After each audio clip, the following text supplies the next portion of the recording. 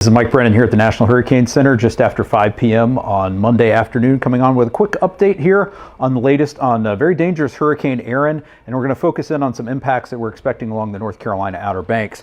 This afternoon, Erin remains a very powerful Category 4 hurricane located about 815 miles south-southeast of Cape Hatteras, still expecting a northward turn, with the center of Erin passing well offshore of North Carolina, between North Carolina and Bermuda, but the very large size of Erin as it moves up here across the western Atlantic is going to result in some very dangerous conditions. And so we're going to zoom in here and look, and we've now issued a storm surge watch for portions of the North Carolina Outer Banks from Cape Lookout all the way up to Duck. So that includes portions of like Cape Lookout National Seashore, Ocracoke Island, Hatteras Island, the rest of the Outer Banks portion of Dare County. And in this area, we could see, or we are expecting to see, storm surge inundation of 2 to 4 feet above ground level, especially along the Outer Banks here, where we're going to see that very destructive wave action start to begin as we move into late Tuesday, really peaking overnight Wednesday into Thursday. This is going to be a very significant event. We could see widespread inundation of coastal roads like North Carolina Highway 12,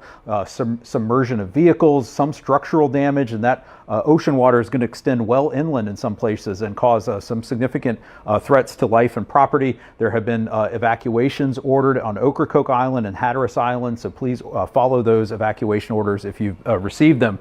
We've also issued a tropical storm watch for much of that same area, basically from Beaufort Inlet all the way up to Duck. And that means those tropical storm conditions are going to be possible within those watch areas within about 48 hours, again with the large wind field of Erin as it passes off to the east. And then just also a reminder that we're going to see widespread dangerous surf and rip currents along much of the U.S. East Coast beginning tomorrow all the way from Florida up to southern New England, and those are going to continue throughout the week. So please stay out of the water if it's not safe to get in.